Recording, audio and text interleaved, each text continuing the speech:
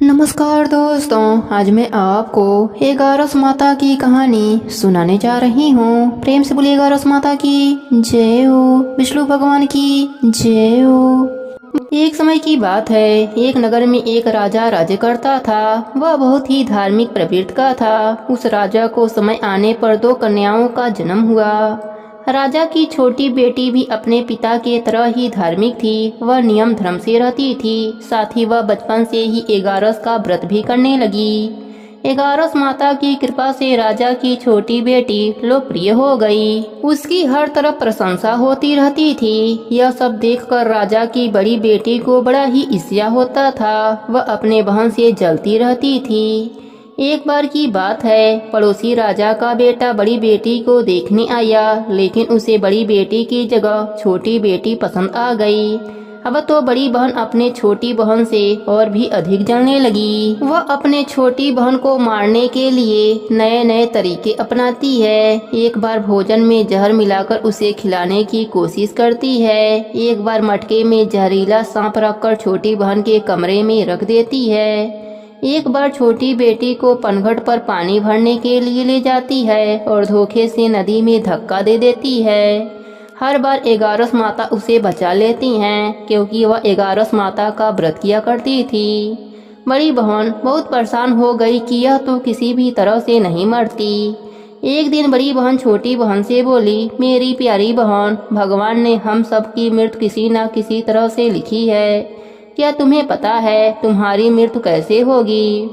छोटी बहन बहुत ही सीधी साधी थी। वह बोली, मेरी मृत्यु मेरे पालतू तोते के गले में जो हार है उसी में अटकी हुई है। यदि कोई मेरे तोते को मारकर वह हार पहन ले तो मैं मूर्छित हो जाऊंगी, और फिर उस हार को उतारकर कोई रख दे तो मैं जीवित हो जाऊंगी। उसी रात छोटी बहन अपने पिता के पास गई और बोली, पिताजी, मुझे शक है, यदि मैं मर जाऊं तो आप मुझे जलाना मत। आप मुझे हमारे पुराने महल के कुएं के पास झोपड़ी बनवा कर खाट पर सुला देना। राजा बोले, बेटी, तुम ऐसा क्यों बोल रही हो? 3 दिन बाद तो तुम्हारी शादी है। तब छोटी बेटी बोली, पिताजी, समय का कोई भरोसा नहीं। इस तरह शादी वाला दिन भी आ गया। उसी दिन बड़ी बहन छोटी बहन के पालतू तोते को ढूंढती है, पर वह उसे कहीं नहीं मिलता। तभी दरवाजे पर बारात आ जाती है। बरमाला का कार्यक्रम संपन्न हो जाता है। फेरों की रस्म शुरू हो जाती है। उधर बड़ी बहन तोते को ढूंढ लेती है और वह उस तोते को मार देती है। वहीं छोटी बहन 3 फेरे राजकुमार के साथ पूरा कर लेती है। तभी छोटी बहन मूर्छित होकर गिर जाती है। उधर बड़ी बहन तोते के हार को खुद पहन लेती है। इधर सभी घबरा जाते हैं। सभी बारातियों में हलचल मच जाती है कि राजकुमारी को क्या हुआ। सभी लोग डर जाते हैं। तब राजा वैद्य हकीमों को बुलाते हैं। छोटी राजकुमारी को महल में ले जाकर लिटा दिया जाता है। वैद्य हकीम राजा से कहते हैं, राजकुमारी ना मरी है ना जीवित हैं। हमने ऐसा पहली बार देखा है। तब राजा उनसे कहते हैं, वहां जाकर बोलना कि राजकुमारी बेहोश हैं, अभी थोड़ी देर में ठीक हो जाएंगी। यदि तुम ऐसा नहीं कहोगे तो मैं तुम्हें फांसी दे दूंगा। बेचारा वैद्य हकीम राजा के कहे अनुसार वैसा ही बोलता है। तभी बड़ी बेटी आती है और कहती है, पिताजी, मुझे छोटी बहन के मरने का बहुत दुख है। उससे ज्यादा दुख मुझे आपके इज्जत का है, जो कि खराब हो जाएगी। आप ऐसा करो कि मेरी शादी राजकुमार के साथ करवा दो, तब सब ठीक हो जाएगा, आपका इज्जत भी रह जाएगा।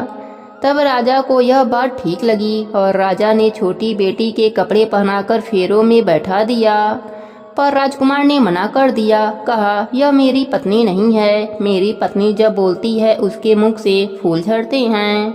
लेकिन सबने समझा बुझाकर उससे 4 फेरे लगवा दिए। बड़ी राजकुमारी ससुराल आई तो राजकुमार ना तो उनसे बात करते थे, ना उसके हाथ से पानी पीते थे, ना ही उसके हाथ का बनाया हुआ खाना खाते थे। राजकुमार ने मन ही मन सोचा, मैं पता लगाकर रहूंगा कि मेरी पत्नी के साथ क्या हुआ। एक दिन राजकुमार दुखी होकर घोड़े पर बैठकर जा रहे थे कि घोड़ा वहीं जाकर रुका जहां राजकुमारी की अधमरी लाश रखी गई थी। राजकुमार मन ही मन सोचने लगे कि घोड़ा यहाँ किस कारण से रुका है। राजकुमार घोड़े से उतरकर पुराने महल में गए। वहाँ एक चौकीदार था। राजकुमार ने पूछा, यह महल किसका है? तब चौकीदार ने बताया कि यह महल आपके ससुर जी का है। वहाँ खाट पर कौन सो रहा है? राजकुमार ने चौकीदार से पूछा। तब चौकीदार कहने लगा कि यह राजा की छोटी बेटी हैं, जो शादी वाले दिन अधमरी हो गई थीं। तब राजकुमार ने कहा, यह तो मेरी पत्नी है, इनके साथ मेरे फेरे हुए थे। राजकुमार ने चौकीदार से कहा, तुम किसी से कुछ मत कहना कि मैं यहाँ हूँ, मैं तुम्हें मुँह मांगी रकम दूंगा। चौकीदार हाँ कह दिया। राजकुमार खाट के पास गए और बचे हुए फेरे खाट के साथ ले लिया। राजकुमार उस दिन वहीं पर रहा। छोटी रानी रात को खड़ी हो गई। उसने अपने पास अपने पति को देखा तो उसने बहुत रोया। राजकुमार ने पूछा, बड़ी अजीब बात है, तुम शादी वाले दिन मूर्छित कैसे हो गई थी? तुम्हारे पिताजी ने मेरी शादी तुम्हारी बड़ी बहन से करवा दिया, पर मैंने उसे स्वीकार ही नहीं किया है। तुम मुझे पूरी बात बताओ, तुम दिन भर मूर्छित कैसे रहती हो? इस टाइम उठ कैसे गई, इसका भी राज बताओ। तब राजकुमारी ने अपने पति को तोते और हार वाली सारी बात बताई और यह भी बताया कि यह बात मैंने अपने बड़ी बहन को बताई थी। एक दिन उसने मुझसे मेरे मृत्यु का उपाय पूछा, तब मैंने उसे पूरी बात बता दी थी। मेरी बड़ी बहन मुझसे बहुत ईर्ष्या करती है। उसने कई बार मुझे मारने की कोशिश भी की, पर 11 माता ने मुझे हर बार बचा लिया। यह सब मेरी बड़ी बहन ने किया है। तोते के गले में जो हार था वह मेरी बहन दिन में पहन लेती है और रात को उतार देती है, इसलिए मैं दिन में मूर्छित रहती हूँ और रात को जीवित हो जाती हूँ। यदि वह हार मुझे वापस मिल जाए तो मैं हमेशा के लिए जीवित हो जाऊंगी। इतना सुनकर सुबह होते ही राजकुमार गुस्से से अपने महल गया और बड़ी बहन के गले से हार निकाल कर लाया और अपनी पत्नी को पहना दिया। उसकी पत्नी जीवित हो गई। फिर उसे लेकर महल गया और उसकी बड़ी बहन को महल से निकल जाने के लिए कहने लगा। बड़ी बहन रोने लगी और रोते रोते बोली, हे छोटी बहन, तुम्हें क्यों हर खुशी भगवान दे देते हैं और मुझे क्यों दुख देते हैं, इसका रहस्य बताओ। तब छोटी बेटी बोली, तुम्हारे मन में लालच रहता है, इस कारण तुम्हें दुख मिलता है और मैं सबका कल्याण चाहती हूँ, साथ ही 11 का व्रत भी करती हूँ, इसलिए काल भी मेरा कुछ नहीं बिगाड़ सकता। यह सब 11 माता की महिमा है, जो मेरे साथ तुमने कई अनहोनी किया पर हुआ नहीं। हर बार 11 माता ने मेरी रक्षा करी। अब बड़ी बहन की आंखें खुल गई। वह बोली, हे बहन, मुझे क्षमा कर दो, मैं कहाँ जाऊंगी? तुम मुझे रहने के लिए एक छोटा सा घर दे दो, मैं उसी में रह लूंगी। छोटी बहन को अपने बड़ी बहन पर दया आ गई। वह राजकुमार से कहकर अपने बड़ी बहन के लिए एक महल दिलवा दिया। बड़ी बहन उसी में रहने लगी। अब वह नेम धर्म से अपना दिन बिताती थी, साथ ही 11 का व्रत भी करने लगी। इधर छोटी बहन अपने पति के साथ राज सुख भोगने लगी, साथ ही दोनों जन 11 का व्रत भी करने लगे। 11 माता की कृपा से छोटी रानी को एक सुंदर सा पुत्र उत्पन्न हुआ और महल में रिद्धि सिद्धि का वास हो गया। हे 11 माता, जैसे आपने छोटी राजकुमारी पर अपनी कृपा करी, वैसे ही अपने सभी भक्तों पर अपनी कृपा बनाए रखना। कहानी अधूरी हो तो पूरी करना, पूरी हो तो मान रखना, सबके व्रत को पूर्ण कर देना। प्रेम से बोलिए 11 माता की जय हो, विष्णु भगवान की जय हो। एक बार राधा जी सखी से बोली, सखी, तुम श्री कृष्ण की प्रशंसा के लिए किसी देवता की ऐसी पूजा बताओ जो परम सौभाग्यवर्धक हो। तब समस्त सखियों में श्रेष्ठ चंद्रनना ने अपने हृदय में एक क्षण तक कुछ विचार किया, फिर बोली। चंद्रनना ने कहा, राधे, परम सौभाग्यदायक और श्री कृष्ण की भी प्राप्ति के लिए वरदायक व्रत है तुलसी जी की सेवा। तुम्हें तुलसी सेवन का ही नियम लेना चाहिए, क्योंकि तुलसी का यदि स्पर्श अथवा ध्यान, नाम, संकीर्तन, आरोपण रोपण किया जाए तो महान पुण्यप्रद होता है। हे राधे, जो प्रतिदिन तुलसी की 9 प्रकार से भक्ति करते हैं, वे कोटि सहस्त्र युगों तक अपने उस सुकृत का उत्तम फल भोगते हैं। मनुष्यों की लगाई हुई तुलसी जब तक शाखा, प्रशाखा, बीज, पुष्प और सुंदर दलों के साथ पृथ्वी पर बढ़ती रहती है, तब तक उनके वंश में जो जो जन्म लेता है वे सभी हो हजारों कल्पों तक श्री हरि के धाम में निवास करते हैं। जो तुलसी मंजरी सिर पर रखकर प्राण त्यागता है वह सैकड़ों पापों से युक्त क्यों ना हो, यमराज उनकी ओर देख भी नहीं सकते। इस प्रकार चंद्रनना की कही बात सुनकर रासेश्वरी श्री राधा ने साक्षात श्री हरि को संतुष्ट करने वाले तुलसी सेवन का व्रत आरंभ कर दिया।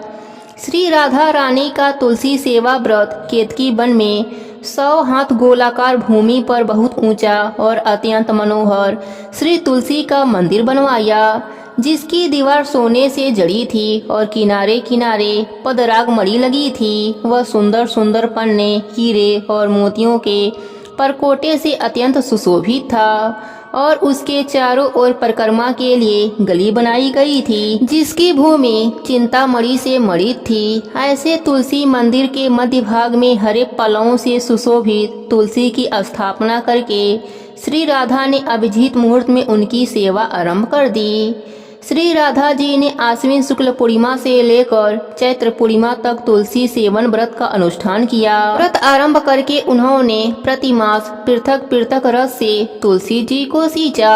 कार्तिक में दूध से, मार्गशीर्ष में ईख के रस से, पौष में द्राक्षा रस से, माघ में 12 मासी आम के रस से, फाल्गुन मास में अनेक वस्तुओं से मिश्रित मिश्री के रस से और चैत्र मास में पंचामृत से उनका सींचन किया और वैशाख कृष्ण प्रतिपदा के दिन उद्यापन का उत्सव किया। उन्होंने 2 लाख ब्राह्मणों को 56 भोगों से तृप्त करके वस्त्र और आभूषणों के साथ दक्षिणा दी। मोटे मोटे दिव्य मोतियों का 1 लाख भार और सुवर्ण का 1 कोटि भार श्री गर्गाचार्य को दिया। उस समय आकाश से देवता तुलसी मंदिर पर फूलों की वर्षा करने लगे।